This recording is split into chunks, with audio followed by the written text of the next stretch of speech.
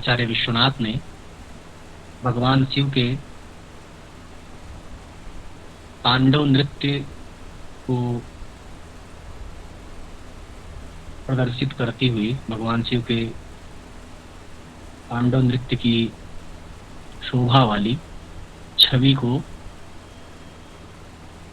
नमस्कार किया है, उनसे यह प्रार्थना की है कि उनका जो ग्रंथ है वह निर्विघ्न परिसमाप्त हो।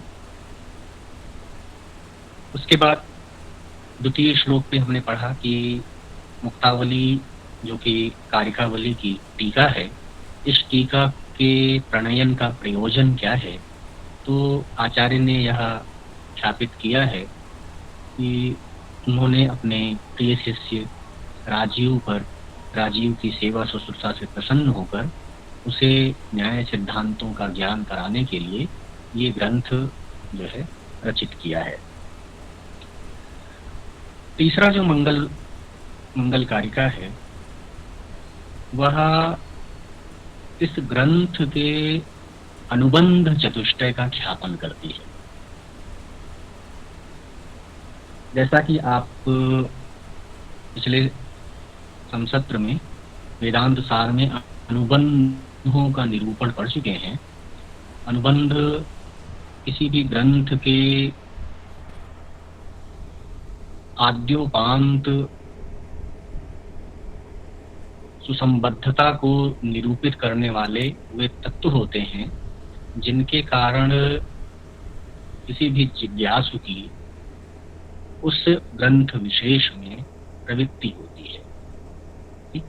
तो जो ग्रंथ में प्रवृत्ति के प्रयोजक हैं सामान्य रूप से उन्हें ही अनुबंध कहा जाता है। अनुबंधत्वम ग्रंथ प्रवृत्ति प्रयोजक ज्ञान विषयत्वम। ग्रंथ की या ग्रंथ के प्रति प्रवृत्ति में जो प्रयोजकता है, उस प्रयोजक ज्ञान है, उसका विषय होना ही अनुबंध होता है। तो और वो अनुबंध जो है वे संख्या में 4 होते हैं: अधिकारी, विषय, संबंध और प्रयोजक। तो इस प्रकृत ग्रंथ का यानी कारिकावली ग्रंथ का अनुबंध चतुष्टय क्या है, उनमें इन विषयों का निरूपण किया गया है। उसका अधिकारी कौन है, उसका विषय क्या है, संबंध क्या है और प्रयोजन क्या है इस ग्रंथ के पाठ का। इसका निरूपण अब आचार्य करने जा रहे हैं, क्योंकि किसी भी ग्रंथ में ग्रंथ के अनुबंध का ज्ञान जब तक नहीं होता है तब तक प्रमाता की या जिज्ञासु की उस ग्रंथ में सुकर रूप से प्रवृत्ति नहीं हो पाती है। तो इसलिए जो है इस मंगलाचरण में अनुबंधों का निरूपण है। श्लेष का बहुत ही सुंदर उदाहरण है। सद्रव्या गुण गुंफिता सुकृतिनाम सत्कर्मणाम ज्ञापिका सत्सामान्य विशेष नित्य मिलिता अभाव प्रकर्षोज्ज्वला विष्णोर्वक्षसि विश्वनाथ कृतिना सिद्धांत मुक्तावली विन्यस्ता मनुषो मुदम वितनुताम सद्युक्तिर एषा चिरम।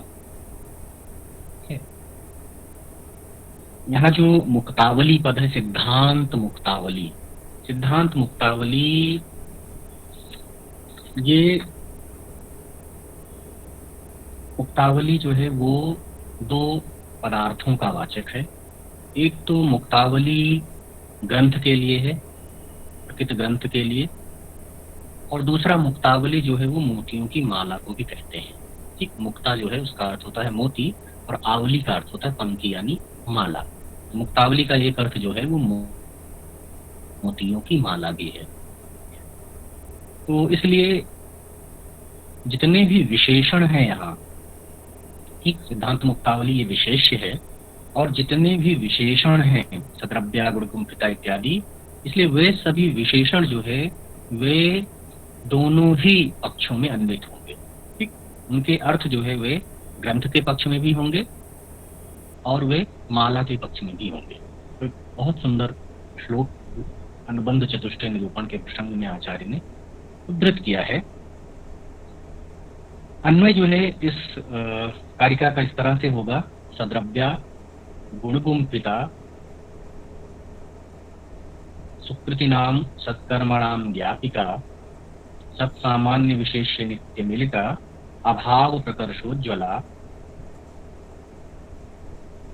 सद्युक्ति एषा सिद्धांत मुक्तावली विश्वनाथ कृतिना विष्णोः वक्षसि विन्यस्ता सुकृतिनां मनसः मुदं चिरं वितनुताम्।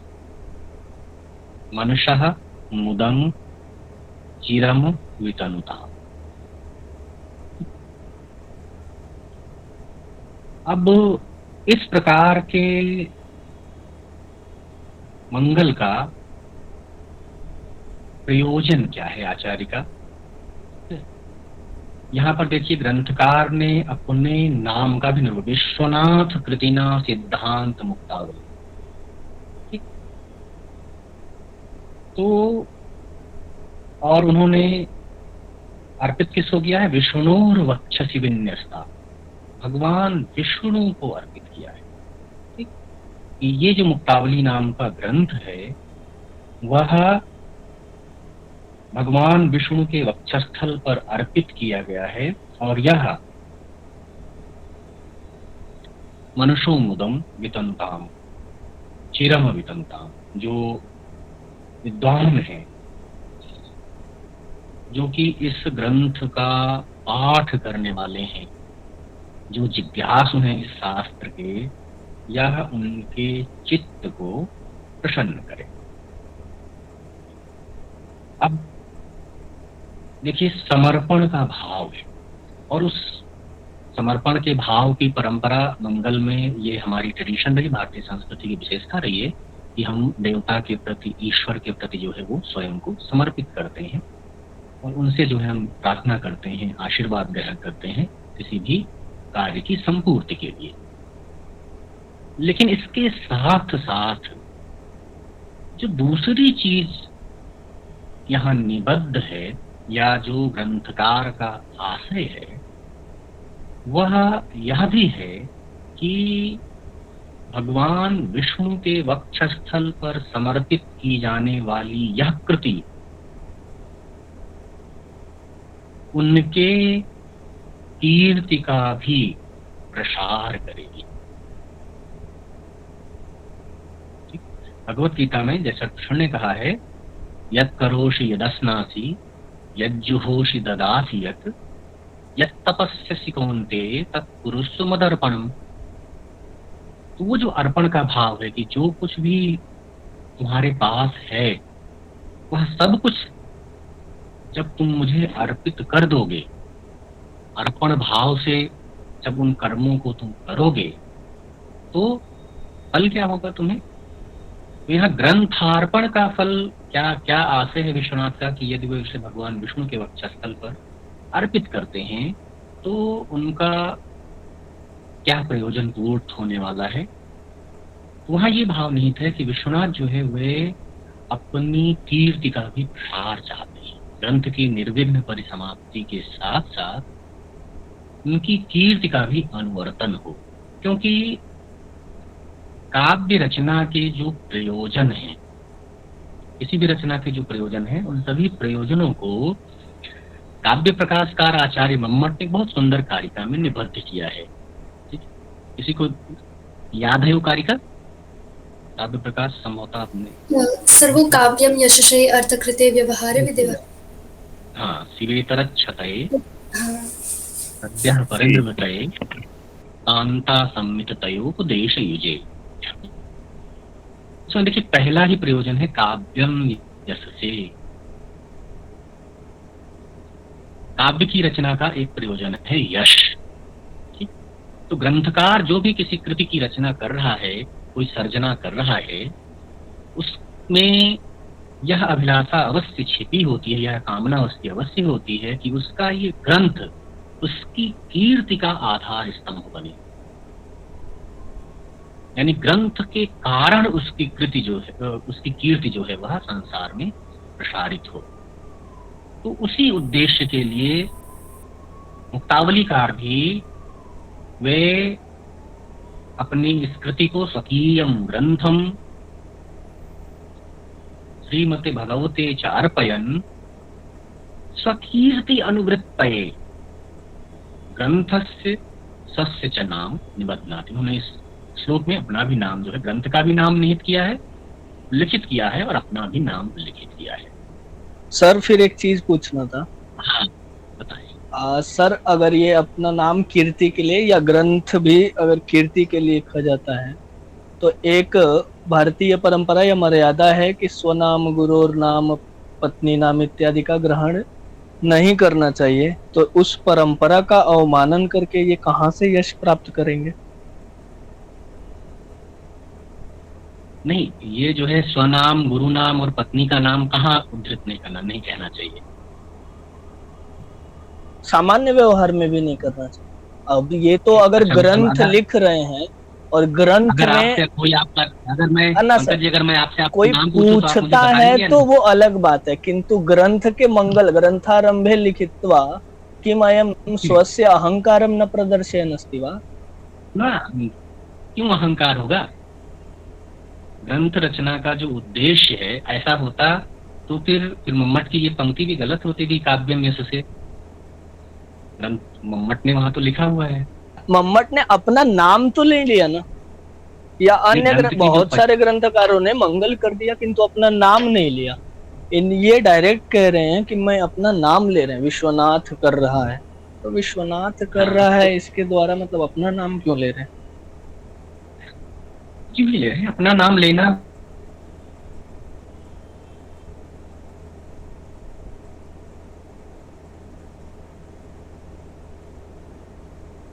सर आवाज नहीं आ रही। सर आपकी आवाज नहीं आ रही।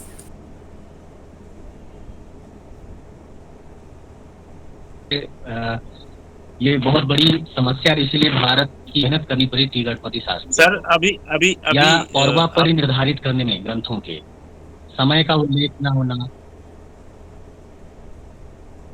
हाँ बताएं अशोक जी। सर अभी आपकी आवाज नहीं आई थी, और एक मेरी भी शंका थी। जैसे यहाँ पर उन्होंने कहा विष्णुर वक्षसी, तो जैसे कोई भी विषय वस्तु है, साहित्य है, जो भी है, यहाँ पर अगर हम भगवान को समर्पित करते हैं तो साधारण मर्यादा तो हमारे लोक व्यवहार की या शास्त्र आदि की ये है कि भगवान को जो समर्पित करते हैं वो चरणों में करते हैं, जहां तक लोक व्यवहार की बात है। तो इन्होंने हृदय में मतलब कैसे इसको समर्पित किया है, ये भी थोड़ा हृदय में इस रूप से कि उनकी जो ये कृति है, उनकी जो यह कृति है, देखिए जो भी कृति होती है, जो भी वस्तु होती है, या किसी का अंगीकार करना होता है, जैसे आप जो है भगवान को कुछ अर्पित करते हैं तो हमारी ये प्रार्थना होती है ना कि ये हृदय से स्वीकार की जाए। हमारी इस प्रार्थना को, हमारी इस पूजा को, हमारे इस पाठ को भगवान हृदय से स्वीकार करें, ऐसी अभिलाषा होती है। सर फिर तो ये जबरदस्ती उड़ेलना हो गया ना कि नहीं आपको हृदय से स्वीकार करना है, इसलिए हृदय में ही दूंगा। कोई चीज जैसे खाने के लिए देना है तो हम मुंह में नहीं घुसेड़ सकते ना सर, हम तो इच्छा करेंगे कि भाई बच्चे को आप खिलाते हैं तो आप मुंह में नहीं, पैर में घुसेड़ते हैं उसके।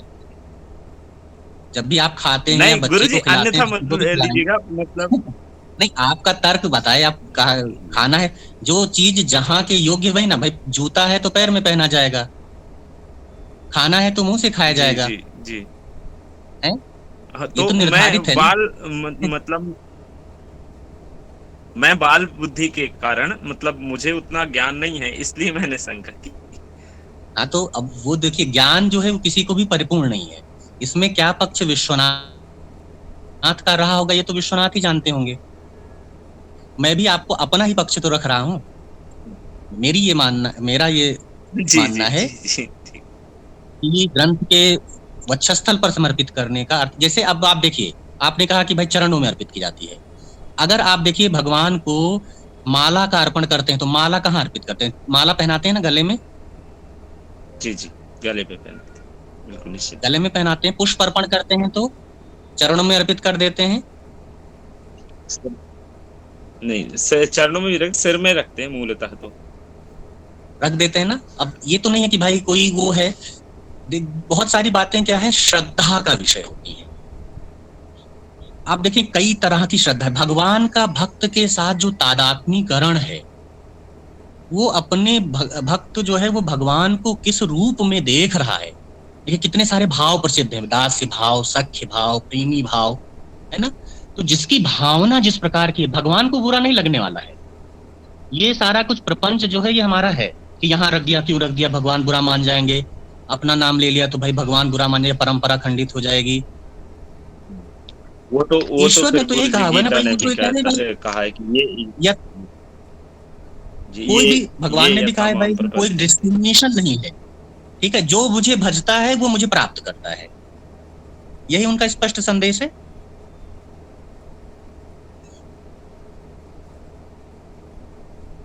जी या मैंने जो आपको अभी श्लोक उद्धृत किया, यत् करोषि यदस्नासि यत् जुहोषि ददासि यत् तपस्यसि कौन्तेय तत्कुरुष्व मदर्पणम।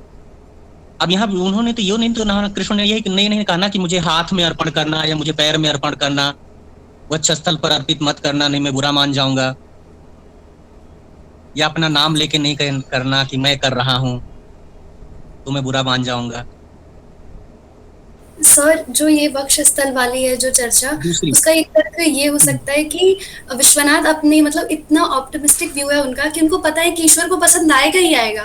तो जो चीज हमें पता है कि इस चीज को इंसान को अच्छी ही लगेगी, वो हमें पता है कि हम हृदय से मतलब दे रहे हैं तो वो हृदय तक पहुंच ही जाएगी, इसलिए शायद वक्षस्थल रख दिया वहां पे वर्ड। हाँ, विश्वनाथ का भाव यही है कि विश्वनाथ का भाव कि भाई देखिए सबसे ज्यादा जो स्वीकरणीय वस्तु है वही होता है कि जब आप किसी को हृदय से अंगीकार कर लेते हैं, हाँ यस सर।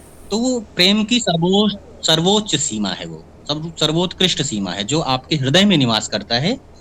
इसका अर्थ है कि भाई अपने पूरे ही आप किसी, देखिए आपका जो शरीरावयव है, शरीर संरचना है, इसमें से अगर कोई भी अवयव निकाल दिया जाए तो शरीर के द्वारा कृत व्यापार जो है वो सुचारू रूप से नहीं हो पाएगा। सारे अंगों का महत्व है, जी सर।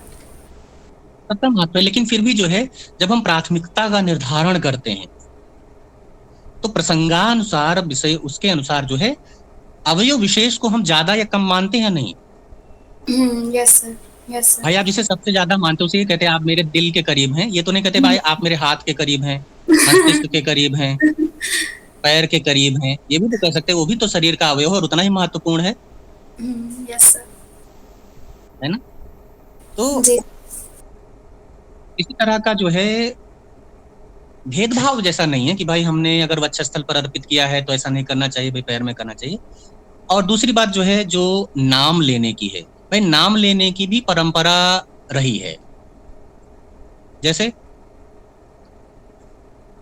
आप जो है सभी लोग कथा आप सबने सुनी होगी, कथा आप सबके यहाँ होती भी है ना, सत्यनारायण की कथा, ये कथाएं आपने सुनी है पंकज जी? जी सर। उसमें संकल्प होता है। जी गुरु जी। हाँ सर। संकल्प में आचार्य अपना नाम लेता है या नहीं?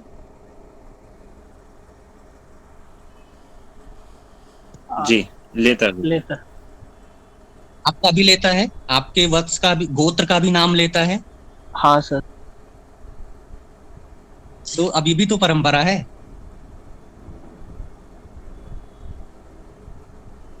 और सर नाम से क्या तो ये मतलब परंपरा, मुद्रा राक्षसम वगैरह ये सारे ग्रंथ में नाम चलता था कि भाई ये भी एक परंपरा है। मतलब हमारी ये है कि हम जो है अपनी विनम्रता द्योतित करने के लिए ये भी करते हैं कि भाई हम निष्काम भाव से, जैसा निष्काम कर्म का वो है ना, तो वहां भाई हम अपना नाम प्रदर्शित नहीं करते क्योंकि इससे थोड़ा सा अहंकार परिलक्षित होता है। मैंने किया है, मेरी कृति है और मैं आपको अर्पित करता हूँ, तो इस भाव से लगता है कि अच्छा कहीं जो है अभिमान न झलक जाए, इसलिए जो है स्वनाम गुरु नाम पत्न्या नाम, इस तरह की एक ट्रेडिशन वो भी है। लेकिन वो उसी उसमें है कि जब अहंकार परिलक्षित हो रहा हो उसका निषेध है। मतलब वो सामान्य निषेध नहीं होगा, ये होगा कि अगर आप गर्भोक्ति पूर्वक जो है ऐसा करना चाहते हैं, कहना चाहते हैं, तो फिर जो है उसका निषेध है कि फिर जो परंपरा ने मना किया होगा, कहीं ऐसी जो है ट्रेडिशन चली होगी कि लोग इस तरह की गर्भोक्तियां करने लगे होंगे, अपनी प्रसिद्धि के लिए उन्होंने ये प्रचलन किया होगा, तो एक सामान्य निषेध का वाक्य जो है ये रहा होगा कि भाई अपना नाम लेना, गुरु का नाम लेना, ये है। लेकिन सभी प्रसंगों में जो है वो बहुत सारे ऐसे जो है ग्रंथ निश्चित रूप से उपलब्ध होंगे जिनमें कृतिकार का नाम है। जैसे साहित्य दर्पण पढ़ा आपने प्रथम समसत्र में, है ना, उसकी पुष्पिका पढ़ी। विश्वनाथ ने अपना नाम लिया या नहीं?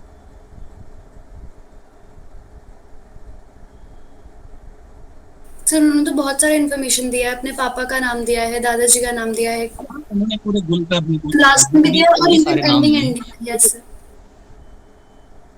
हाँ, तो प्रारंभ में जो है वो संभवतः ये ट्रेडिशन अगर शुरुआत में ना रही होगी तब भी जो है बाद के कालों में, और ये इस नजरिए से भी जरूरी है कि जो है हिस्टोरिकल पर्सपेक्टिव की दृष्टि से भी ये जरूरी है, जिससे बहुत सारी समस्याएं जो हमें जो है क्रिटिकल एक्लेमेशन में आती हैं कि भाई हम किस तरह से समय निर्धारण करें, आचार्य किस ग्रंथ किसका है, आचार्य कौन है। जैसे भास के नाटकों के साथ बड़ी समस्या हुई, तो अंता वस्तु मिला मैच करके अगर वो स्पष्टता ये लिखा होता भाई ये भास के कृत है, तो संभवतः वो समस्या जो इस तरह की ना होती। तो इसी उद्देश्य से जो है विश्वनाथ जो है ये कह रहे हैं कि मैं अपनी इस कृति को भगवान विष्णु के वक्षस्थल पर अर्पित करता हूं, और इससे है कि ग्रंथ की कीर्ति और ग्रंथ के बहाने जो है या ग्रंथ के व्याज से मेरी भी कीर्ति जो है वो संसार में प्रसिद्ध। सर ये वाली पंक्ति में समझ में नहीं आ पाई, जब हमने जोड़ा यत् करोषि यत् जुहोषि, ये वाले से कीर्ति का अनुवर्तन कैसे हो रहा है? मतलब समर्पित तो कर दिया। नहीं, इसको मैंने आपको अर्पण के समर्थन में बताया है कि भाई ये अर्पण की परंपरा रही है कि हम जो है अपनी किसी कृति को, वैसे भी देखिए विनम्रता का भाव परिलक्षित हो रहा है। जी सर, जी सर। भाई हम ये कहते हैं कि अब अगर हम कोई काम करते हैं तो हम ये कहते हैं कि भाई ये क्या है, ईश्वर कृपा से हुआ है, भाई मेरा इसमें कुछ नहीं है। हाँ, यस सर। आप लोगों की शुभकामनाओं से। पहले सामान्य व्यवहार की स्थिति में भी देखें तो जितने भी इस तरह के शिष्ट लोग हैं वे यही करते हैं कि भाई अपनी ना करके मैंने किया है ऐसा उद्घोष ना करके कहते हैं ना, अरे आपके आशीर्वाद, ईश्वर के आशीर्वाद से, माता पिता के आशीर्वाद से, बड़ों के आशीर्वाद से हुआ है। तो वो मैंने अर्पण के प्रसंग में आपको बताई थी कि भाई भगवान का भी कथन है, कृष्ण का भी कथन है गीता में कि आप जो है अपने कर्मों को भगवान के प्रति अर्पण करें, श्रद्धा भाव से, विनम्र भाव से। उसी का अनुसरण करते हुए विश्वनाथ ने भी अपनी कृति को विष्णु के प्रति अर्पित कर दिया है। सर ये कीर्ति वाला अर्थ कैसे लिया? मतलब ये थोड़ा स्पष्ट नहीं हो पा रहा है कि कीर्ति कैसे विस्तार हो। कीर्ति का अर्थ, हाँ कीर्ति का विस्तार हो, क्योंकि भाई ग्रंथकार का ये भी उद्देश्य रहता है, रचनाकार का ये भी उद्देश्य रहता है। भाई आप कोई चीज लिख रहे हैं, कोई की कृति कर रहे हैं, रचना कर रहे हैं, तो आपका तो ये होगा ना कि भाई आपकी इस कृति को लोग जाने, नहीं तो लिखने का कोई औचित्य नहीं है। सर जो 4 प्रयोजन है उसमें से और भी तो 3 थे, तो हम ऐसा लिख सकते थे कि शिवेतरक क्षतय जो है कल्याण की भावना से किया, क्योंकि जब उन्होंने कहा राजीव के लिए लिखा तो उसमें तो अपने शिष्य का कल्याण चाहते हैं वो, तो हम ये भी अर्थ तो ले सकते थे कल्याण, मतलब कीर्ति से, मतलब थोड़ा उतना अच्छा अर्थ नहीं आ पा रहा मतलब सर मुझे। नहीं, आप वो भी अर्थ कर सकते हैं, यो उस अर्थ के लिए विश्वनाथ ने मना नहीं किया है। भाई आप उसके रचनाकार ने लिख दिया, व्याख्याकार उसका कोई भी अर्थ निकाल सकता है। ठीक, मैंने मुझे जो अर्थ अभिप्रेत है मैंने वो बता दिया आपको। Yes sir, yes sir, yes sir, ठीक है। या उसके जो टीकाकार हैं महादेव भट्ट, जिन्होंने दिनकरी लिखी है इस पर, जी सर, उन्होंने जो है ये इसका अर्थ किया है। जी सर, जी सर, यस सर। तो आप दूसरा अर्थ भी ले सकते हैं, अगर वो अर्थ जो है उसके साथ कंफर्टेबल है, फिट बैठ रहा है, उससे कोई जो है अन्वय में कोई दिक्कत नहीं आ रही या किसी भी तरह की समस्या नहीं है, तो आप वो अर्थ भी कर सकते हैं। यही तो व्याख्याकार का काम है। ग्रंथ में क्या क्या चीजें जो है छिपी हो सकती हैं, कुछ बातें अभिधा से कही जाती हैं और बहुत सारी बातें जो है हम उसमें व्यंजना से लेते हैं, लक्षणा से लेते हैं, ये अभिप्राय हो सकता है, ये भी प्राय हो सकता है। मतलब इसी तरह से ग्रंथ का विस्तार होता है। ये वाली मतलब मुझे ऐसा लगा क्योंकि कीर्ति वाली उतनी जुड़ नहीं पा रही है, जब ऊपर कहा अपने शिष्य के लिए लिखा तो फिर कल्याण की भावना से की बात तो देखिए, शिवेतर क्षतय की बात वो पहली कारिका में कर चुके हैं। भवा भवतु भव्याय लीला तांडव पंडिता, मतलब अपने कल्याण की कामना उन्होंने कर ली है, ग्रंथ की हो जाए। तो ग्रंथ और उसके साथ जो एक्चुअली ये है कि वहां पर जब उन्होंने की थी तब उन्होंने ना तो अपना नाम बताया था, ना ही अपने ग्रंथ का नाम बताया था। ठीक, यहाँ पर स्पेसिफिकली जो है वो ग्रंथ का भी नाम बता रहे हैं, अपना भी नाम बता रहे हैं। तो उससे जो है ये हिंट मिल रहा है कि संभवतः जो है वे यश के प्रयोजन को फोकस कर रहे हैं कि भाई मैंने लिखी है और रचना का नाम भी ये है, तो ये रचना मेरे नाम से प्रसिद्ध हो जाए। यस सर, यस सर, अब क्लियर हो गया। क्योंकि बहुत सारे मुक्तावली ग्रंथ हैं, ऐसा नहीं कि ये मुक्तावली जो है ये अकेला ग्रंथ है, ठीक है। सिद्धांत मुक्तावली जो है वो और भी ग्रंथ है, वेदांत में भी एक ग्रंथ है, वेदांत सिद्धांत मुक्तावली, प्रकाशानंद का ग्रंथ है, 12वीं शताब्दी का ग्रंथ है, ठीक। तो ये भी होगा ओके कि सर। भाई अगर मुक्तावली संज्ञक और भी ग्रंथ होंगे तो उनमें से मेरी जो मुक्तावली है, विश्वनाथ कृतना मुक्तावली, ये जो है मेरी है, जो न्याय सिद्धांत मुक्तावली मेरी है, इसलिए भी हो ताकि उनसे जो है वो डिफरेंशिएशन भी हो जाए, अलग भी हो जाए। हाँ yes sir, yes sir, yes sir, clear हो गया अब एकदम। ठीक, तो ये जो है विशेष्य जो है वो है सिद्धांत मुक्तावली, और मैंने आपको बताया कि ये दोनों पक्षों में घटित होगा। जो विशेषण है उसके सद्रव्या, गुणगुम्फिता, सुकृतिनाम सत्कर्मणाम व्यापिका, सत्सामान्य विशेष नित्य मिलिता और अभाव प्रकर्षोज्वला, ये उसके विशेषण हैं मुक्तावली के, सिद्धांत मुक्तावली के, और वे दोनों पक्षों में घटित होंगे, ग्रंथ के पक्ष में भी और माला के पक्ष में भी। पहले हम देखते हैं ग्रंथ के पक्ष में इन विशेषणों को। पहला विशेषण है सद्रव्या। सद्रव्या अर्थात द्रव्यैः सहिता या द्रव्यैः युक्ता, वह सिद्धांत मुक्तावली जिसमें द्रव्यों का निरूपण किया गया है, द्रव्यों का प्रतिपादन किया गया है, द्रव्य का प्रतिपादन करने वाली, ठीक। तो जैसा आपको विहित है कि वैशेषिक परंपरा में पहला पदार्थ है द्रव्य, और द्रव्यों की संख्या जो है वो 9 है। तो ग्रंथकार का कहना है, विषय एक तरह से निरूपित कर रहे हैं कि इस ग्रंथ का जो विषय है वो द्रव्यादि पदार्थों का निरूपण है। तो सबसे पहले सद्रव्या, और अर्थ होगा द्रव्यैः सहिता। किस तरह से आप एक्सप्लेन चाहते हैं, दोनों पक्षों में एक साथ, एक विशेषण का दोनों पक्षों में, या एक बार माला के पक्ष में और एक बार मुक्तावली के पक्ष में? सर एक एक एक, चलिए। तो ग्रंथ के पक्ष में देखते हैं। ग्रंथ के पक्ष में सद्रव्या का अर्थ हुआ द्रव्यैः सहिता, सहिता का अर्थ हुआ युक्ता, और वो जो युक्तत्व है वो प्रतिपादकत्व की दृष्टि से है। जो मुक्तावली ग्रंथ है सर, अगर एक साथ दोनों होगा तो ग्रंथ समन्वय में आसानी रहेगी। अच्छा, चलिए ठीक है, कोई बात नहीं। हाँ सर, जैसा आपको ठीक है। तो पहले मैं आपको अलग अलग बता देता हूँ, फिर एक साथ भी बता दूंगा। सद्रव्या ग्रंथ के पक्ष में है द्रव्यैः सहिता, और सहित होने का अर्थ है युक्त होना, और युक्त होना भी इस दृष्टि से प्रतिपादकत्व की दृष्टि से, यानी ये जो मुक्तावली ग्रंथ है ये द्रव्य का प्रतिपादन करने वाली है, इसमें द्रव्यों का प्रतिपादन किया गया है पदार्थ के रूप से। दूसरा विशेषण है गुणगुम्फिता।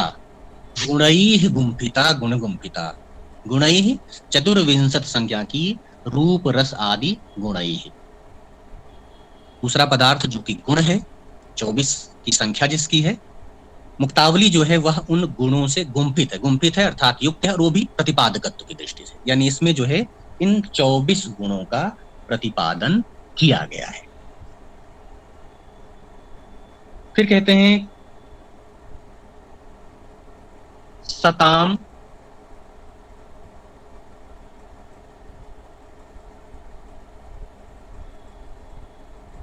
सुकृतिनाम सत्कर्मणाम ज्ञापिका, सत्कर्मणाम ज्ञापिका।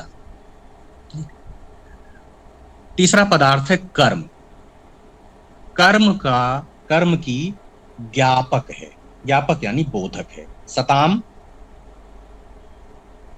विद्यमानानाम या प्रतिपादितानाम उच्छेपणादीनाम पंचानाम कर्मणाम ज्ञापिका बोधिका, ये हुआ सत्कर्मणाम ज्ञापिका। ये जो ग्रंथ है उसमें उच्छेपण आदि 5 कर्मों का ज्ञापन किया गया है या बोधित कराया गया है, इसलिए जो है ये सत्कर्मणाम ज्ञापिका भी है। मुक्तावली जो है वह सद्रव्या है,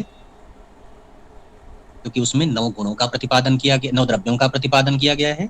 वह गुणगुम्फिता है, क्योंकि उसमें 24 गुणों का निरूपण किया गया है, प्रतिपादन किया गया है। सत्कर्मणाम ज्ञापिका, कर्म की ज्ञापिका है।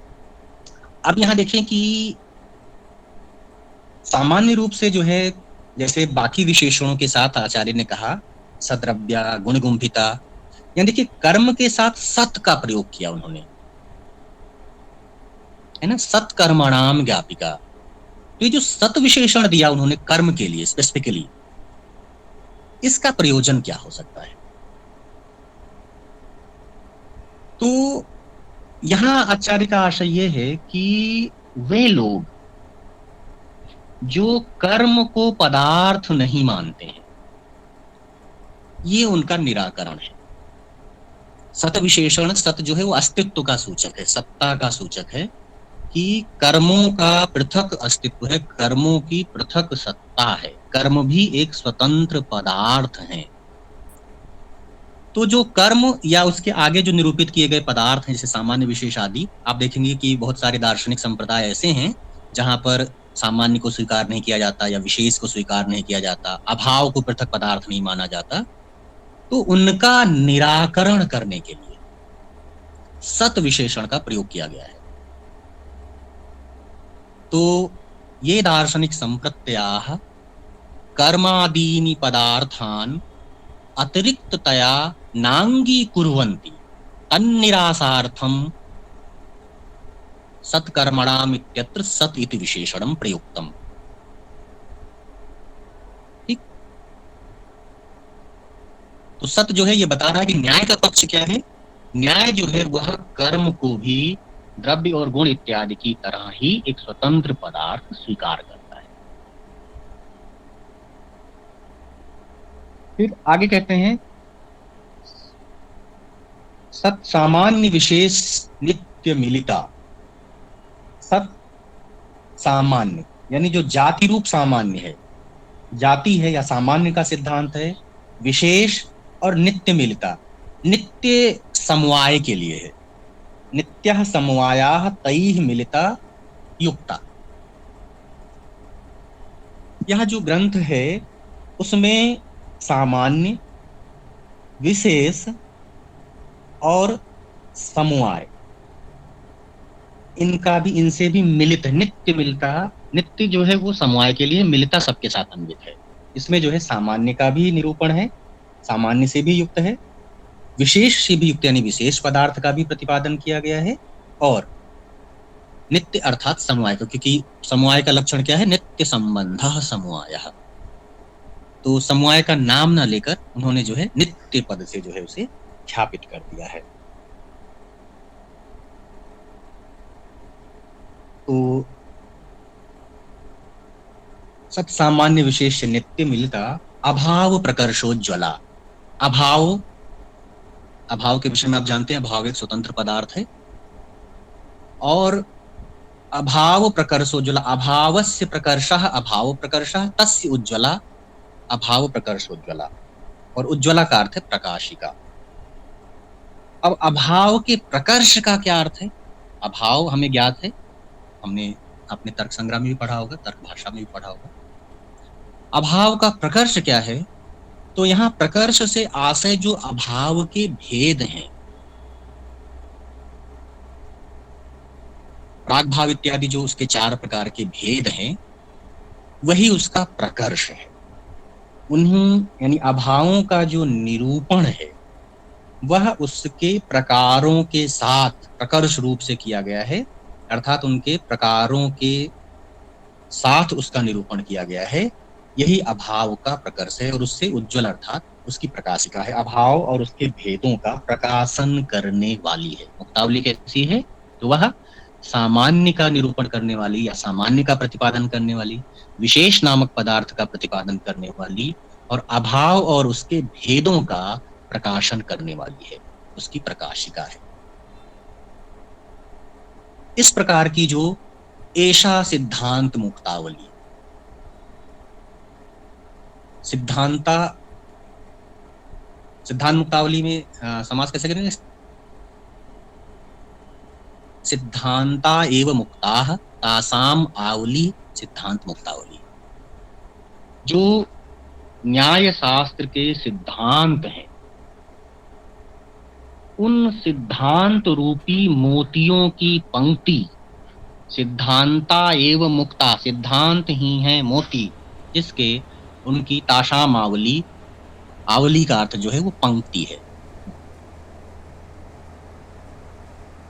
ऐसी जो यह कृति है, विष्णोः अर्थात नारायणस्य, वक्षसि अर्थात वक्षस्थले, विन्यस्तः, विन्यस्ता का अर्थ विशेषेण न्यस्तः विन्यस्तः, न्यस्त और विन्यस्त, न्यस्त माने रखी गई, स्थापित की गई, अर्पित की गई, और विन्यस्त का अर्थ है विशेषतः अर्पितः विन्यस्तः। सुकृतिनाम, सुकृतिनाम अर्थात पंडितानाम, जो ग्रंथ का पाठ करने वाले हैं, अध्ययन करने वाले हैं या विद्वान हैं, उनके मनशः मुदम, मुदम प्रसन्नता, संतोष, चिरम अर्थात बहुकालम, अधिक समय तक, हमेशा, वितनुताम माने विस्तारयत, तो उनके जो है चित्त को हमेशा प्रसन्न करती रहे। अब ये हो कि भाई जो विद्वान होता है, विद्वान को जो संतोष है, जिज्ञासु को जो संतोष है, वो कैसे मिलता है, कहाँ मिलता है? तो विद्वान जो है, विश्वनाथ का ये आशय है कि विद्वान जो है वो युक्तियों से प्रसन्न होता है। न्याय चूंकि युक्ति का शास्त्र है, लॉजिक है, इसलिए जो है किसी भी रचना में जब लॉजिकली कोई बात की जाती है, तार्किक तरीके से जब अपने सिद्धांतों का, अपने वचनों का, कथनों का उपस्थापन किया जाता है सिस्टमेटिक तरीके से, तब जो है ग्रंथ को पढ़ने वाला उसको पढ़कर आनंदित होता है। ठीक है, कई बार आपने देखा होगा कि एक ही, जैसे आप देखें कि भाई आप प्रकृत ग्रंथ ही पढ़ रहे हैं, मुक्तावली, अब इसकी जो व्याख्याएं हैं हिंदी में, इंग्लिश में, संस्कृत टीकाएं जो हैं, तो बहुत सारी हैं, सभी जो है वे ग्रंथ की पंक्तियों की व्याख्या करती हैं, लेकिन आप देखें कि जब आप उसको पढ़ते हैं तो आपको अंतर नजर आता है कि भाई आपको लगता है कोई ये ज्यादा ठीक है, ये कम ठीक है, ये जो है, तो ये वाली चीज आप कैसे निर्धारित करते हैं कि भाई ये वाली किताब लेनी चाहिए क्योंकि इसमें जो है ये चीज है, ये नहीं है? इसी तरह का तर्क करते हैं आप कि भाई इसमें देखिए अन्वय भी दिया है, पदार्थ विच्छेद भी है, फिर जो व्याख्या के प्रसंग हैं या जो व्याख्येय बिंदु हैं उन पर विस्तार से व्याख्यान भी किया गया और तर्कता किया गया है, क्रम से किया गया है। इन सभी चीजों को जो है आप देखते हैं, परखते हैं, और तब जो है हम जो है ग्रंथ का चयन करते हैं। तो वैसे ही जो है जो विद्वान है, जो पाठक है, जिज्ञासु है, उसकी भी जो है इस ग्रंथ में प्रवृत्ति तब अधिक सौकर्य, सुकरता से होगी जब इसमें इस तरह से लॉजिक या लॉजिकली जो है अपनी बात प्रतिपादित की जाती है। इसलिए उन्होंने कहा सैषा सद्युक्ति, सद्युक्ति का अर्थ है सत्यः युक्तयः यस्यां सा, सत्यः युक्तया, सत्यः जिसमें युक्तियों का प्रयोग किया गया है, लॉजिक, तर्क का प्रयोग किया गया है, तो सदित्यस्य सद्युक्ति इत्यस्य अर्थ सत्यः युक्तयः यस्यां सा, सा अर्थात मुक्तावली, सुकृतिनाम मनसः मुदम चिरम वितनुताम, चिरम बहुकालम वितनुताम विस्तार, उनके जो है चित्त को हमेशा प्रसन्न करती रहे, ऐसा विश्वनाथ का अभिप्राय है। अब यहाँ एक और चीज है कि विश्वनाथ ने मुक्तावली के लिए जो जिस पद का प्रयोग किया, कैसी मुक्तावली विद्वानों के हृदय को चिरकाल तक मुदित करती रहे, प्रसन्न करती रहे, संतोष प्रदान करती रहे, तो उन्होंने कहा देखिए ऐशा सिद्धांत मुक्तावली है ना, ऐशा पद का प्रयोग किया मुक्तावली के लिए, मुक्तावली का शेषण है। अब ये होता है प्रश्न कि भाई जो ऐशा पद है, ऐशा किसका रूप है?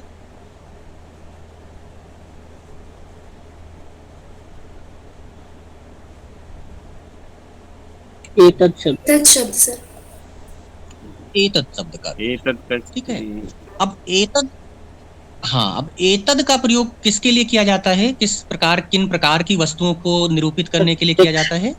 प्रत्यक्षगत, प्रत्यक्ष, जो वस्तुएं आपके नजदीक हो, मतलब जिसको आप इंगित कर पा रहे हो, है ना। इदम पुस्तकम, इसी तरह से अयम घटः,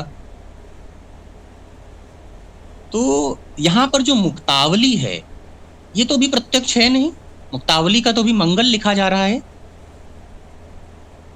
तो सर इसका हम समाहरण वैसे करते थे, समाधान जैसे सिद्धांत कौमुदी में कौमुदी इयम बोलता है तो ग्रंथावली रूप मस्तिष्क में वो प्रत्यक्ष है, इस प्रकार से।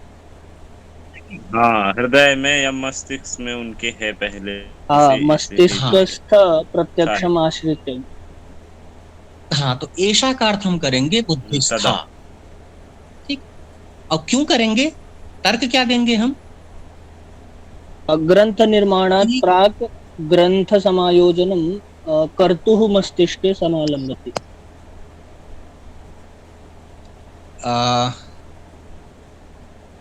अस्ति किंचित उदाहरणम, जैसे मैं कुछ करना चाहता हूँ, व्यवहारिक। हाँ, यथा मया एकं पुस्तकं निर्मातव्यं तर्हि तस्य पुस्तकस्य का रूपरेखा भवेत्, तस्मिन् कति पृष्ठानि भविष्यन्ति पुस्तके, कथं पाठानां विभाजनं भविष्यति, कः पाठः कस्मिन् क्रमे भवति इत्यादि सर्वविध उपायान् अहं निर्माणात् प्राक् मस्तिष्के स्थापयामि। इति प्रकारेण तत् पुस्तकं मम मनसि प्रत्यक्षरूपेण वर्तते अथवा बुद्धौ। बिल्कुल, हाँ।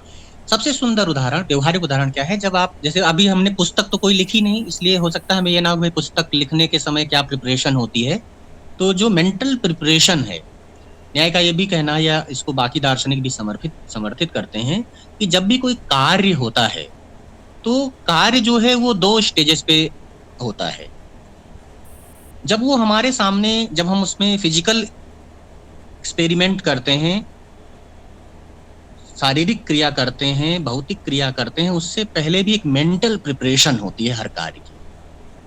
अगर मेंटल प्रिपरेशन नहीं है तो कोई भी कार्य जो है वो शारीरिक रूप से फिर प्रयत्न में नहीं आ पाता है, या उसके प्रति प्रयत्न नहीं हो पाता है। तो जैसे हमने कभी पुस्तक नहीं लिखी, लेकिन हम सबने निबंध अवश्य लिखा होगा। निबंध लेखन में आप देखें कि एक अच्छा निबंध लिखने के लिए जो भी निबंध रचना के ग्रंथ हैं, निबंध रचना कैसे की जाए उसको बताने वाले ग्रंथ हैं, या कोई भी किसी से भी अगर आप पूछें, तो अच्छा निबंध लिखने की सबसे अच्छी विधि यही है कि जो भी विषय है उसका, जो टॉपिक है उसका, पहले आप उसके विषय में सोचें। ऐसा नहीं कि भाई आपने देखा, अच्छा हाँ साहित्य समाज का दर्पण है, और आपने बस जो मन में आया वहां से लिखना शुरू कर दिया। नहीं, स्टेप वाइज लिखेंगे, आप भी वही बातें कहेंगे।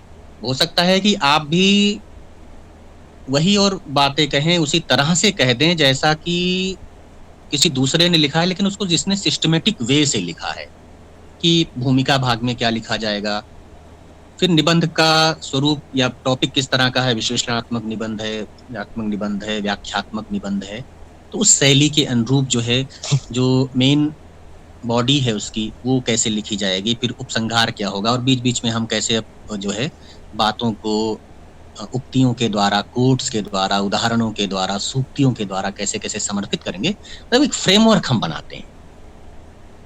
तो इसलिए जो है, जैसे निबंध लेखन में जो अच्छी निबंध रचना है, उसको करने वाला, उसका जो लेखक है, वो एक मेंटल प्रिपरेशन करता है, और पूरा का पूरा खाका जो है उसके मस्तिष्क में उपस्थित होता है। वैसे ही यहाँ भी जो है, जो मुक्तावली ग्रंथ है, उसकी जो विषय वस्तु है, उसका जो प्रतिपाद्य है, और उसके प्रतिपादन का जो फ्रेमवर्क है, जिसको हम सिनॉप्सिस कह सकते हैं उसकी, वो जो है, चूंकि विश्वनाथ को पहले से प्रत्यक्ष है, उसका मानसिक प्रत्यक्ष है उनको, तो इसलिए जो है उन्होंने यहाँ ऐशा इस शब्द पद का प्रयोग, इस रूप का प्रयोग, शब्द का प्रयोग कर दिया है। तो ऐशा का अर्थ जो है बुद्धिस्था सिद्धांत मुक्तावली सुकृति नाम मनशः मुदम चिरम वितनुताम इति विश्वनाथस्य आश्रयः। ये हुआ जो है ग्रंथ के पक्ष में। फिर आते हैं माला के पक्ष में। मुक्तावली का जो दूसरा अर्थ है मोती, मुक्ता का अर्थ मोती, और आवली का अर्थ जो है पंक्ति। तो मोतियों की पंक्ति, मोतियों की माला। वहां ये विशेषण कैसे घटित होते हैं? तो पहला विशेषण है सद्रव्या। सद्रव्या दो तरह से जो है ये घटित किया जा सकता है। सद्रव्या का अर्थ है द्रव्य साध्या इति सद्रव्या, या द्रव्य सहिता अर्थात नाना विधि द्रव्य घटिता। जो माला है, मोतियों की माला है, वह विभिन्न प्रकार के द्रव्यों से बनाई गई है। द्रव्यों से युक्त होने का अर्थ है अनेक प्रकार के द्रव्यों से निर्मित की गई है। अनेक प्रकार के द्रव्य कौन? भाई माला मोती की भी हो सकती है, मरकत की भी हो सकती है, स्वर्ण की भी हो सकती है, प्रवाल, या ये सारे ही एक साथ गुथे हों, है ना। तो अनेक प्रकार के द्रव्यों से युक्त है, यानी द्रव्यई सद्रव्य अर्थात द्रव्यई मरकत, प्रवाल, स्वर्ण, मणि आदि भी सहिता, ये एक अर्थ हो सकता है। या द्रव्येण सहिता, द्रव्येण सहिता का अर्थ है क्रीता, द्रव्य के द्वारा खरीदी गई। द्रव्येण धनेन सहिता, सहिता अर्थात क्रयण द्वारक साध्यत्व संसर्गेण विशिष्टा।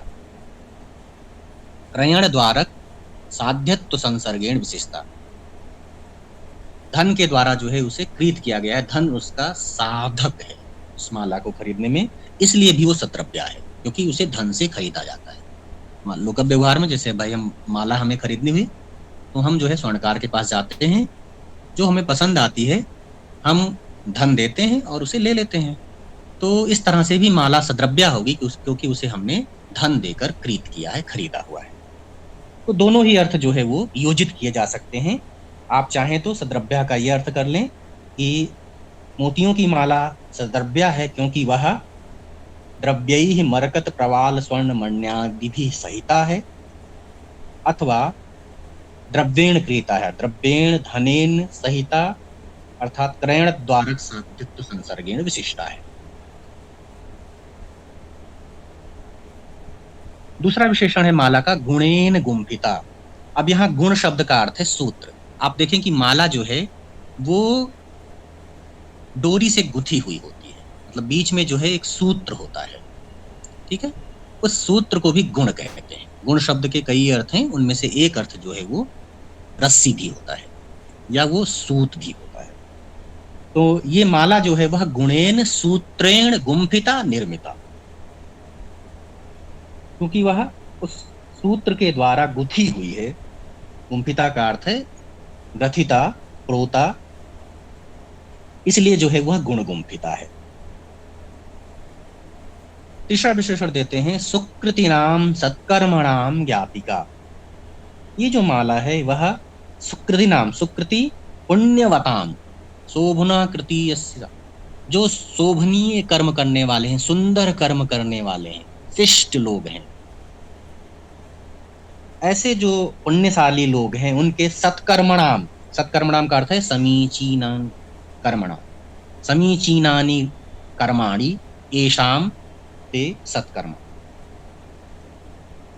तो जो भी इस तरह के सत्कर्म करने वाले हैं, उन सत्कर्म करने वालों की क्या है, ज्ञापिका। और ज्ञापिका से आशय यहाँ पर आचार्य का, ज्ञापिका अर्थात अनुमापिका, अनुमान कराने वाली है। यानी मोतियों की माला से यह भी अनुमान होता है कि इस माला को धारण करने वाला जो व्यक्ति है वह सत्कर्म करने वाला है, क्योंकि मोतियों की माला जो है वह सत्कर्म को निरूपित करती है, प्राणियों के अच्छे कर्म को निरूपित करती है। तो ये अनुमान भी किया जा सकता है कि जो भी इस माला को धारण करता है, मोतियों की माला को धारण करने वाला जो है, मोतियों की माला उस धारक के सत्कर्म की ज्ञापिका है, उसकी अनुमापिका है। और अनुमान क्या कर सकते हैं हम कि ये जो व्यक्ति है जिसने माला धारण कर रखी है, यह सुकृत है, शिष्ट व्यक्ति है, अच्छे कर्म करने वाला व्यक्ति है। क्यों? क्योंकि इसके पास माला है। अयम जनः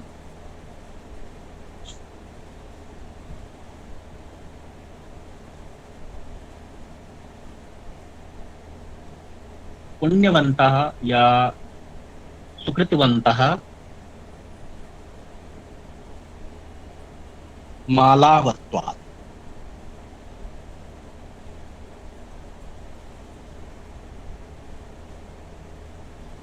अब इसको हम इन ट्रेडिशन से घटित कर सकते हैं कि पहले आप देखें कि जो पंडित होते थे, विद्वान होते थे, वे जो है किसी राजा के आश्रय में रहते थे और जब वे अपनी रचना, अपनी कृति को राजा के सम्मुख, शासक के सम्मुख प्रस्तुत करते थे, तो अगर शासक उनकी कृति से प्रसन्न होता था, उनकी रचना से प्रसन्न होता था, तो वह जो है उन्हें ये माला दे देते थे। अब जो माला धारण करने वाला है उसको देखकर लोग जो है यह समझ जाते थे कि भाई इन्होंने जरूर ऐसा कोई कार्य किया है जो कार्य उत्तम कोटि का कार्य है, क्योंकि माला जो है वो सभी लोगों को तो राजा दे नहीं रहा है। माला राजा उसे ही दे रहा है जो इस प्रकार से किसी उत्तम कार्य को करने वाले हैं। जैसे भाई पुरस्कारों की परंपरा है, वर्तमान में हम देखते हैं, जैसे भारत रत्न है या पद्म पुरस्कार हैं या खेल पुरस्कार हैं, तो ये पुरस्कार तो ऐसे ही लोगों को दिए जाते हैं ना, जिनको अब उसमें आप डिबेट कर सकते हैं कि भाई इनको दिया गया, इनको दिया गया, पिक एंड चूज भी होता है, गवर्नमेंट्स भी डिसाइड करती हैं, लेकिन फिर भी जो है जो नियम है उन पुरस्कारों को दिए जाने के, वे तो बिल्कुल स्पष्ट है ना कि भाई ये डिसाइड कर दिया गया है, कह दिया गया है कि भाई इस क्षेत्र में, इस क्षेत्र में उत्कृष्ट प्रदर्शन करने वाले लोगों को ये सम्मान या ये पुरस्कार दिया जाएगा। तो उस पुरस्कार को प्राप्त करने वाला, जो उस पुरस्कार का सूचक है, अगर कोई, जैसे भारत रत्न में जो पत्र दिया जाता है पीपल के पत्र पर, वो अनांकित, वो पहचान है उसकी, भाई जिसके पास होगा, इसका अर्थ है भाई कि ये भारत के इतने अरब लोगों में इस पुरस्कार को धारण करने वाला विशिष्ट व्यक्ति है। और ये विशिष्टता उसे कैसे मिली है? उसके कर्मों के कारण मिली है, उसके कार्यों के कारण मिली है। किसी भी क्षेत्र में, साहित्य, कला, राजनीति, किसी भी क्षेत्र में उसने उत्कृष्ट कोटि का कोई कार्य किया है, इसलिए जो है उसे इस पुरस्कार से सम्मानित किया गया है। तो हम ये अनुमान बहुत आसानी से कर सकते हैं ना कि अगर किसी के पास इस तरह का कोई पदक है, पत्रक है, तो निश्चित रूप से यह व्यक्ति जो है वह सुकृत है, अच्छे कर्म करने वाला है, क्योंकि ये जो है उसके अच्छे कर्मों के फल को ज्ञापित करता है। ठीक है, ऐसी एक व्याप्ति हम बना सकते हैं। Yes sir, yes sir. तो वही यहाँ पर विश्वनाथ का भी आशय है कि ये जो मोतियों की माला है, वह मोतियों की माला जो भी सुकृत हैं, पुण्य कर्म करने वाले व्यक्ति हैं, उनके सत्कर्मों की सूचिका है, उनकी ज्ञापिका है। फिर अगला विशेषण देते हैं, सत सामान्य विशेष्य नित्य मिलिता। ये जो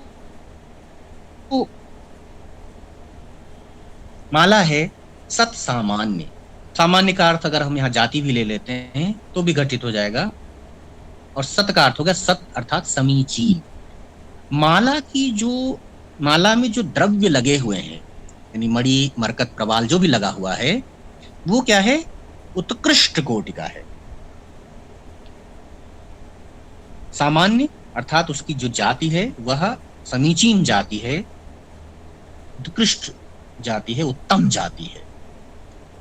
और विशेषः, विशेष क्या है उसमें? तो विशेषः महत्व निर्मलत्व आदि, माला में जो निर्मलत्व, जैसे देखिए आप स्फटिक की माला प्रकाशित होती है, शुद्ध स्वर्ण की माला अगर है तो प्रकाशित होगी, अगर मिश्रित है या किसी तरह से जो है खराब क्वालिटी की है तो उसमें से वो प्रकाश नहीं आता है, आपको देखने में ठीक नहीं लगेगा, संरचना भी, तो जो फिनिशिंग है उसकी वो सभी जो है विशेष पद से कही गई है। तो ये माला जो है वो विशेष भी है, अर्थात उसमें जो है उसकी जो निर्मलता है, उसकी जो प्रकाशकता है, उसका जो महत्व है, वही महत्व जो है वह विशेष से कहा गया है।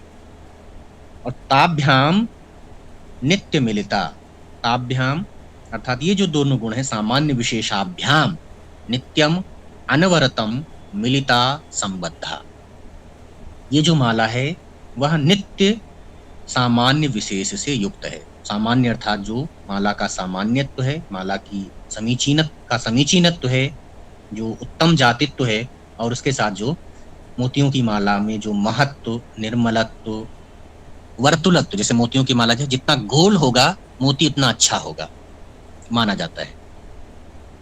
और विशेष उसके लिए कि किस प्रकार के मोती किस कोटि के होते हैं, आप जो है कौटिल्य का अर्थशास्त्र पढ़ सकते हैं, उसमें जो है खनन पर एक पूरा अध्याय है, आकरज पर, वहाँ जो है कौटिल्य ने बताया कि किस देश में किस प्रकार के मोती होते हैं और उनकी पहचान क्या होती है, उत्तम मोती की पहचान क्या है। तो वहाँ उन्होंने ये बताया कि भाई आकार से, वर्तुलत्व से भी पहचान होती है कि मोती जो है वो किस देश का है, किस कोटि का है, इसका मूल्य क्या होगा, उसकी संरचना से, उसकी निर्मलता से। तो ये जो उसके विशेष धर्म है, महत्व, निर्मलत्व, वर्तुलत्व, ये मोतियों की माला उन सबसे ताभ्याम नित्य मिलिता अर्थात सदैव संबद्धा।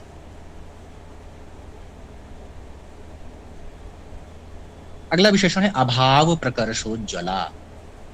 अभाव प्रकर्षोज्ज्वला की मोती के माला के अर्थ में हम व्युत्पत्ति का समास करेंगे, अभावे प्रकर्षेण उज्ज्वला, अभाव प्रकर्षोज्ज्वला।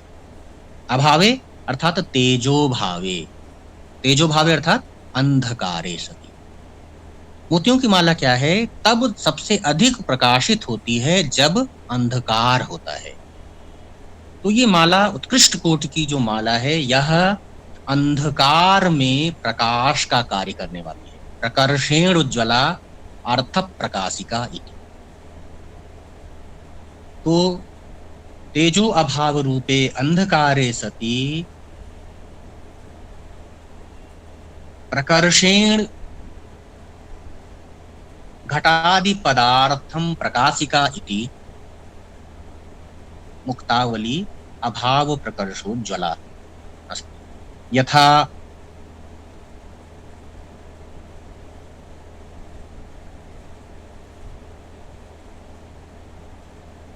जिस प्रकार से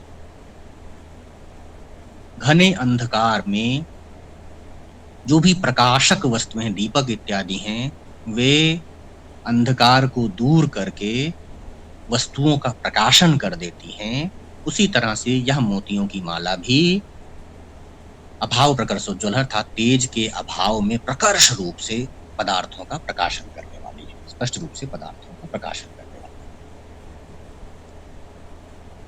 तो ये जो है, और वही जो माला है वह विष्णुर वक्षसि वन्यस्ता, भगवान विष्णु के वक्षस्थल पर अर्पित की हुई है। अब ठीक है, अब अलग या एक साथ फिर से बताने की आवश्यकता तो नहीं है, दोनों पक्षों में जो विशेषण है उनके समझ आ गया प्रीत? सर जो ये या लास्ट एक बार- वाली लाइन मनसो मुदम, ये वाली कैसे जोड़ी हमने सर? ये वाला बस एक बार लास्ट वाला।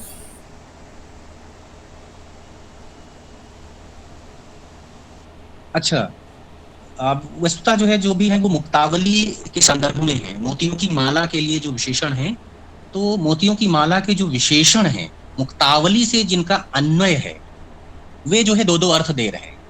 ठीक है, अगर पूरे को हम माला के अर्थ के साथ अन्वित करना चाहिए, यानी बाकी भी पदों को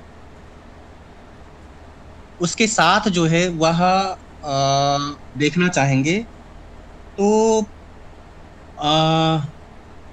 सद्युक्ति, जैसे एक पद छूट गया ना आपका, सद्युक्ति ग्रंथ के पक्ष में बताया था मैंने, हाँ जी कि सर। वो लॉजिक है उसका अर्थ, समीचीना युक्ति सद्युक्ति।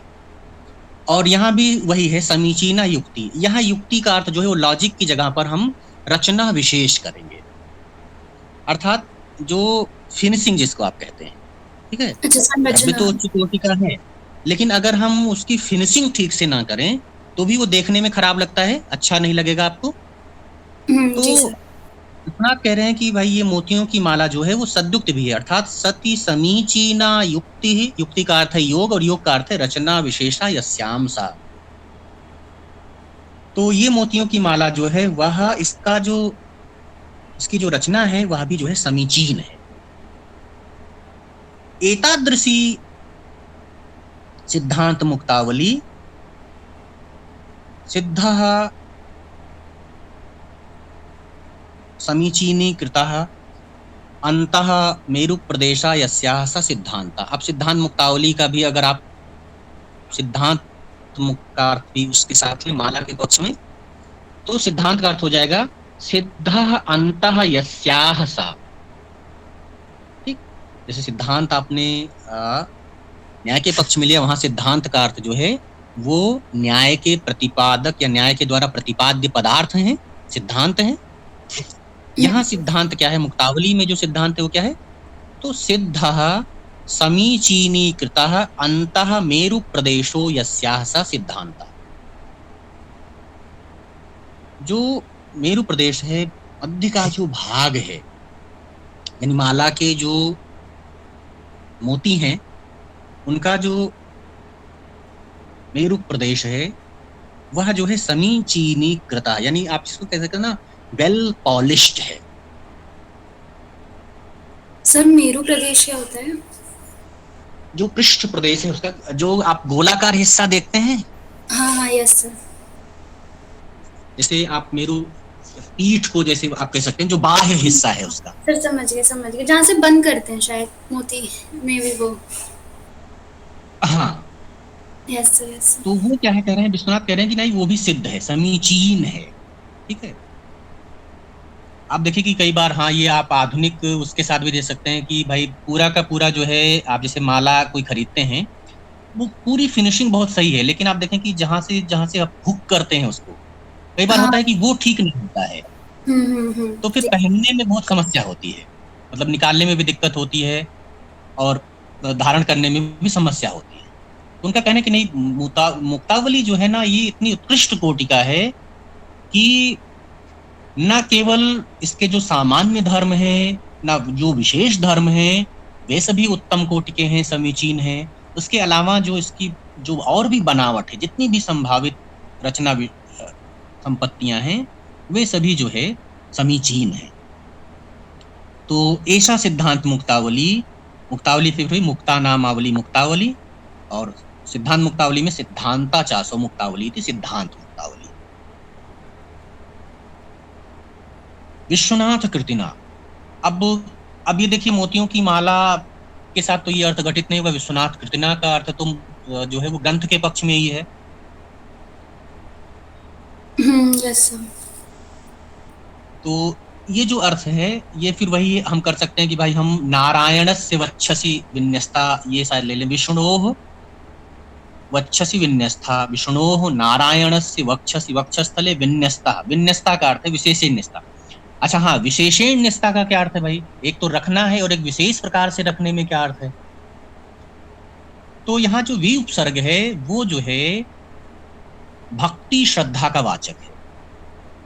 भाई एक तो ये होता है कि आप जो है जैसे मंदिर में जाते हैं, भगवान को आप जो है कुछ अर्पण करते हैं, तो एक तो होता है कि भाई आप बिना मन के चले गए हैं, कभी कभी मम्मी जबरदस्ती लेके चली गई हैं या पापा जबरदस्ती लेके चले गए हैं, फिर जाना पड़ गया है, तो आपका मन तो नहीं होता है।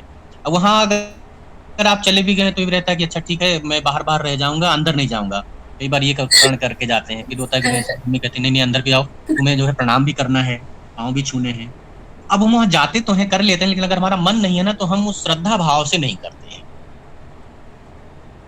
तो वही बस न्यस्त और विन्यस्त का अर्थ है। अटपटे मन, अनमने मन से जो है वो पूजा पाठ कर लेना, ये न्यस्त का अर्थ है, अर्पण कर देना। और विन्यस्त में वही उन्होंने कहा कि विन्यस्तः विशेषतः, अर्थात भक्ति श्रद्धा पुरस्सर समर्पिता चिरम मनसः मुदम मुदम संतोषम बहुकालम वितनुताम विस्तारयति इत्यर्थः। तो इस तरह से जो है ये मोतियों की माला, जिस प्रकार से मोतियों की माला इन विशेषताओं से युक्त है। अब ये है कि ये कंपैरिजन क्यों किया विश्वनाथ ने, माने अपने ग्रंथ की मोतियों की माला के साथ तुलना क्यों की, उसके साथ सादृश्य क्यों प्रदर्शित किया? तो सर मोती बहुत कीमती होता है, तो वैसे ये ग्रंथ भी बहुत कीमती है, बहुत अनमोल है, और जैसे जो मोती पहन लेता है वो बहुत ही उसका प्रयोजन जो है वह यह है, हाँ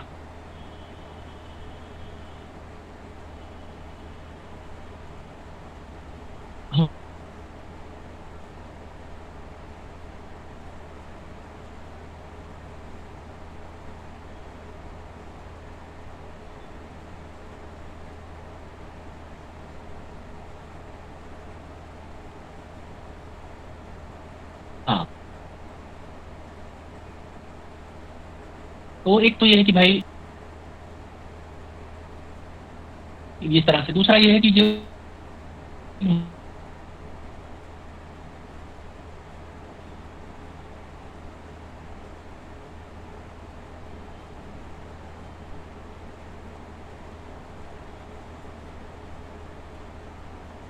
जो देखिए विशेषण बताए गए हैं उससे ये देखिए सूचित हो रहा है कि मुक्तावली जो है वह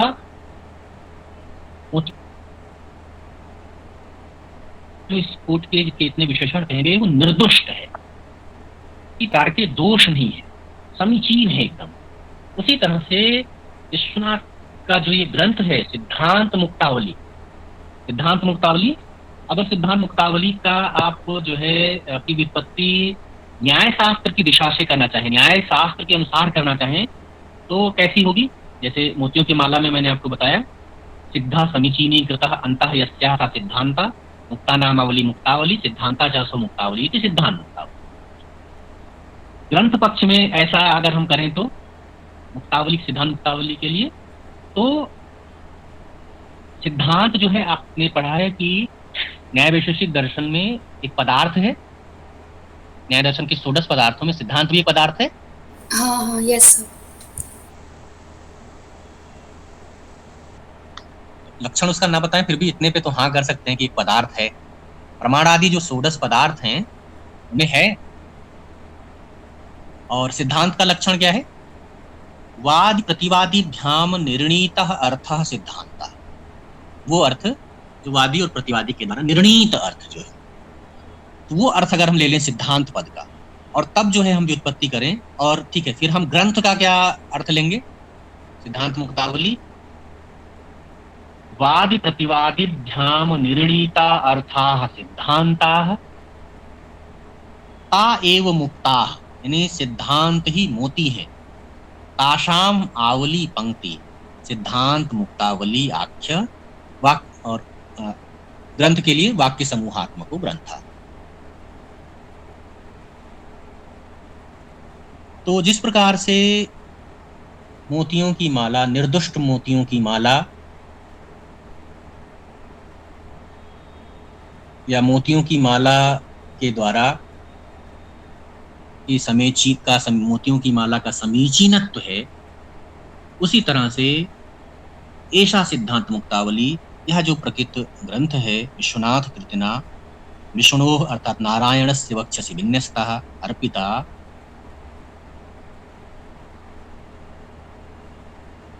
या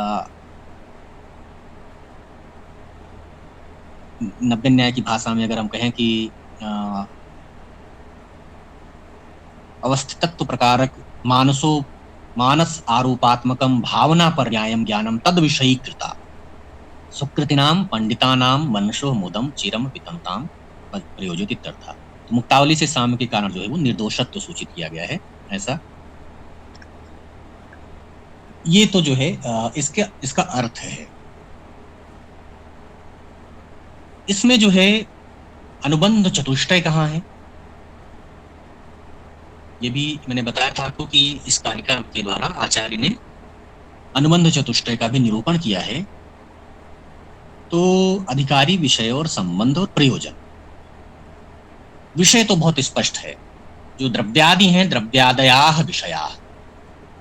द्रव्य, गुण, कर्म, सामान्य, विशेष, समवाय और अभाव, ये जो है उसके विषय हैं। प्रयोजन क्या है?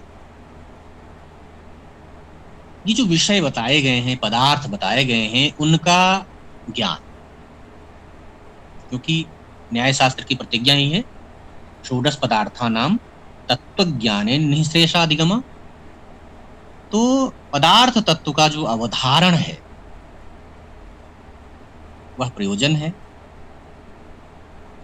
और जो पदार्थ या तत्व ज्ञान की अभिलाषा रखने वाला है, यानी तत्व ज्ञान प्रयोजन है, और तत्व ज्ञान की कामना रखने वाला वही अधिकारी है। और विषय और प्रयोजन के मध्य में प्रतिपाद्य प्रतिपादक भाव का संबंध है। ग्रंथ क्या है? वह प्रतिपादक है, और विषय क्या है? उसका प्रतिपाद्य है। जो द्रव्यादि पदार्थ हैं वो प्रतिपाद्य हैं, और जो मुक्तावली है वह उनकी प्रतिपादिका है। इसलिए ग्रंथ और विषय के मध्य में प्रतिपाद्य प्रतिपादक भाव का संबंध। तो द्रव्यादयाः विषयाः पदार्थ तत्वावधारणं प्रयोजनम,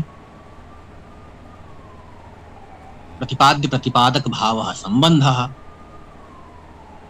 पदार्थ तत्वावधारण कामः अधिकारी इति अनुबंध चतुष्टयम् कारिकायामस्यां विश्वनाथाचार्येण निरूपितम्।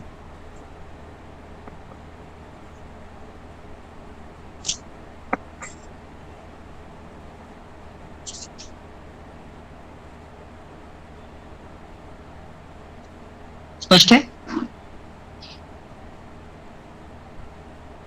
Yes sir.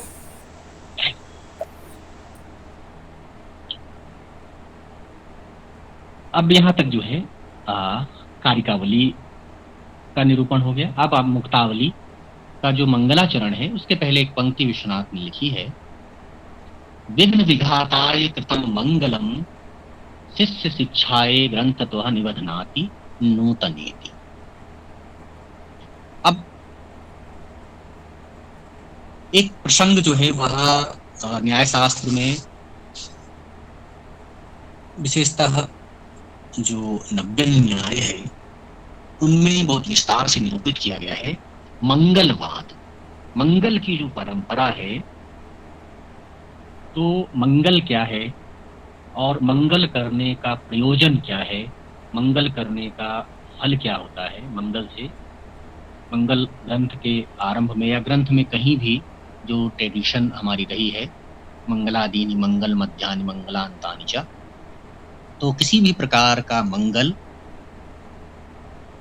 मंगल कितने प्रकार का होता है?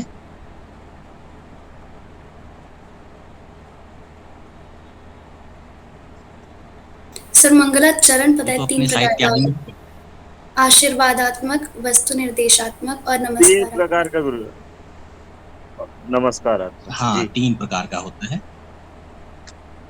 तो वह जो है मंगल ग्रंथ में क्या करता है, ग्रंथ में मंगल करने का प्रयोजन क्या है, इस पर एक जो है डिस्कशन विश्वनाथ ने प्रस्तुत किया है, जहां उन्होंने पहले पूर्व पक्ष रखा है जो मंगल के विरोधी हैं, मंगल ना करने वाले हैं, मंगल में श्रद्धा न रखने वाले हैं, उनका पक्ष रखा है। फिर उन्होंने उस पक्ष का निराकरण किया है कि मंगल करना क्यों आवश्यक है। और फिर जो है मंगल विषयक जो प्राचीन न्याय और मध्य न्याय में मतभेद है कि मंगल का फल क्या होता है, मंगल करने से क्या फल मिलता है, इस पर जो है एक डिस्कशन है। तो एक मंगलवाद का पूरा प्रकरण है। उसी मंगलवाद की भूमिका जो है, पहले ये पंक्ति है, उसके बाद जो है मुक्तावली का मंगल श्लोक है, नूतन जलधर रुचे और फिर मंगलवाद प्रारंभ होगा। तो पहले कहते हैं विघ्न विघाताय कृतम मंगलम। मंगल जो है विघ्न विघाताय कृतम, अब विश्वनाथ का पक्ष ही स्पष्ट है। मंगलम विघ्न विघाताय, मंगल क्या करता है? विघ्नों का विघात करता है।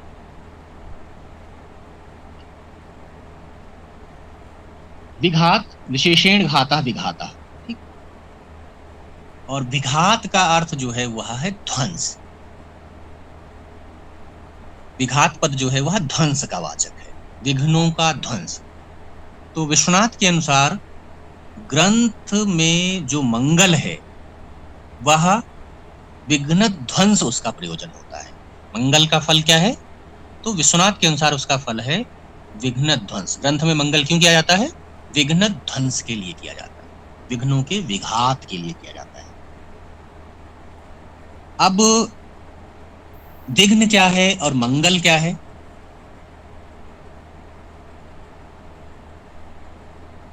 विघ्न जो है सामान्य कॉमन सेंस में विघ्न किसको कह सकते हैं आप? विघ्न किस तरह का क्या होता है?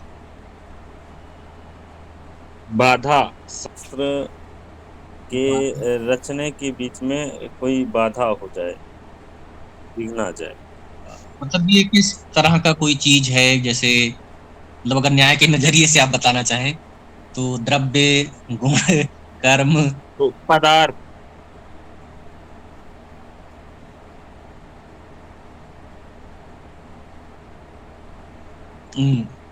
पदार्थ। विघ्न नाम का जो पदार्थ है कहाँ पाया जाएगा? ये विघ्न पदार्थ भी है क्या सर ये वही तो मैं पूछ रहा हूँ कि भाई विघ्न को हम कहाँ रख सकते हैं? द्रव्य, गुण, कर्म, सामान्य, विशेष, समवाय, अभाव।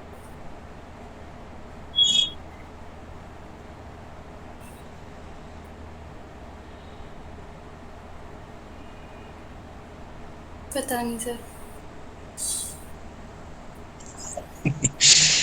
मारना तो विघ्न का एक सिंपल अर्थ तो हमें पता है। विघ्न जो है वो बाधक होते हैं। कोई भी कार्य करने के लिए जब हम तत्पर होते हैं तो उस कार्य की संपूर्ति के जो बाधक धर्म है उनको हम विघ्न कह सकते हैं। जी सर। ठीक। तो विघ्न को क्या है? हम कार्य प्रतिबंधक कह सकते हैं। Yes sir. हम मतलब न्याय की परिभाषा तक धीरे धीरे पहुंच रहे हैं। बाधा, कार्य में को बाधित करने वाले, यानी न्याय के नजरिए से हम कहें अगर कार्य को प्रतिबंधित करने, कार्य प्रतिबंधक।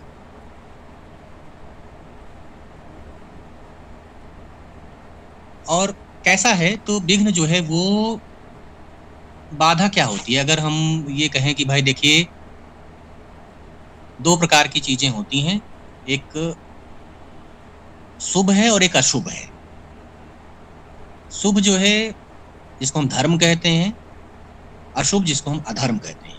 जो शुभ होता है वो कार्य का प्रयोजक होता है, कार्य को पूर्ण करता है, पूर्ण करने में सहायता करता है। और जो अशुभ है वो कार्य में विघ्न उत्पन्न करता है, कार्य को बाधित कर देता है। जी सर। तो शुभ और अशुभ क्या है न्याय में? धर्म और अधर्म क्या है? धर्माधर्म गुण गुण गुण गुण है, अदृष्ट है। अदृष्ट जिसको कि गुण है। ठीक। तो विघ्न भी जो है वो अधर्म है। अधर्म से ही हमारे कार्य की संपूर्ति नहीं हो पाती है, अधर्म ही बाधित कर देता है। Yes sir. तो हम उन्हें अधर्म की कोटि में रख सकते हैं। तो हम ऐसा कह सकते हैं फिर समाप्ति प्रतिबंधक अधर्म या समाप्ति प्रतिबंधक अदृष्ट विशेषा, एक विशेष प्रकार का अदृष्ट जो कि हमारे द्वारा प्रारंभ किए जाने वाले कार्य को प्रतिबंधित कर देता है, बाधित कर देता है, उसको हम विघ्न कह सकते हैं। Yes sir. जी अब अगर हम और इसको एक्सपेंड कर लें, क्योंकि हम इस ग्रंथ की बात कर रहे हैं, कहाँ प्रतिबंध, किसको प्रतिबंधित करने की बात कर रहे हैं, तो हम ग्रंथ रचना के को अपना विषय बना रहे हैं। और हम चाहते क्या है, हम क्या चाहते हैं जब भी हम ग्रंथ का प्रारंभ करते हैं तो हमारी क्या कामना होती है कि हमारा जो ग्रंथ है ये समाप्त हो जाए, जो सोचकर हम ये रचना करने जा रहे हैं, लिखने जा रहे हैं, ये समाप्त हो जाए। यही हमारा उद्देश्य होता है, यही प्रयोजन होता है। और इसी उद्देश्य में, यानी ग्रंथ समाप्ति रूप जो उद्देश्य है, उसी में जब ऐसा कोई धर्म, ऐसा कोई तत्व उपस्थित हो जाता है जिससे ये प्रक्रिया बाधित हो जाती है, तो वही अदर, जैसे अब आप सपोज करें, जैसे एक उदाहरण लेते हैं हम, कि आप जो है पढ़ाई करने के लिए बैठे, ठीक, आपने जो है निश्चित किया कि आज भाई ये विषय जो है ये 1 घंटा में अध्ययन करूंगा, बहुत कंसंट्रेशन के साथ, बिल्कुल फोकस्ड होकर, ठीक, बिल्कुल। अब आपने एक लक्ष्य बना लिया, आपका प्रयोजन है कि इस विषय का अध्ययन करना है, ये आपका प्रयोजन है। अब थोड़ी देर आप बैठे, पढ़ा आपने, अचानक से जो है घंटी बजी। अब आप फोकस्ड हैं, आप इतना फोकस्ड हैं कि भाई आप दरवाजा खोलने भी, मम्मी को कहते भाई देखो कोई डिस्टर्ब ना करे, बिल्कुल जो है। मम्मी ने तो नहीं किया, फिर उन्होंने गेट खोला तो पता लगा कि आपका कोई दोस्त आया हुआ है। अब वो दोस्त क्या है आपके उस कार्य में, वही विघ्न है।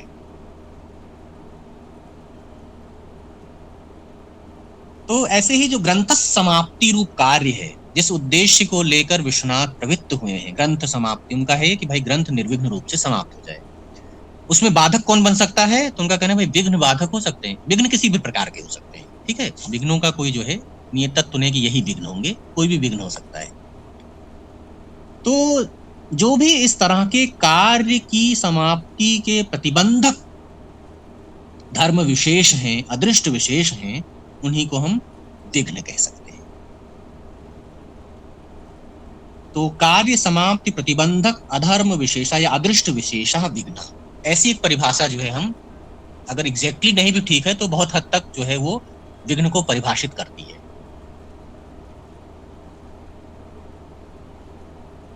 सहमत है? सर हमने कौन सा किया, एक बार परिभाषा सर और बोल दीजिएगा, बस एक बार। कार्य समाप्ति प्रतिबंधक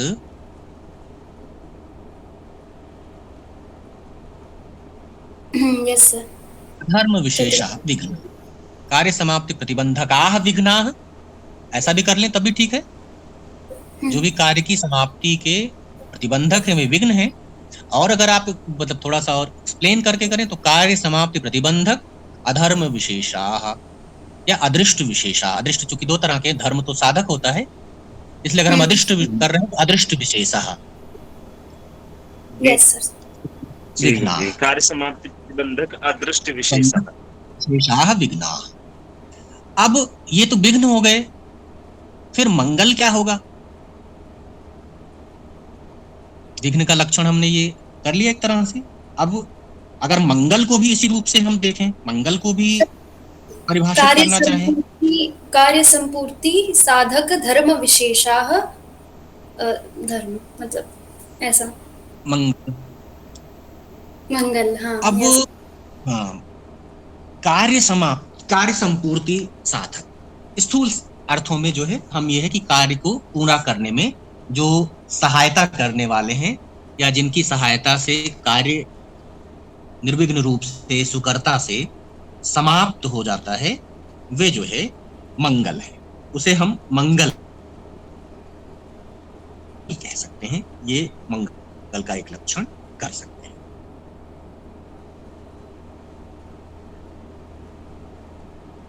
मुख्य धर्म है मंगल का, वो क्या है? मंगल जो है वह कारण है, कार्य समाप्ति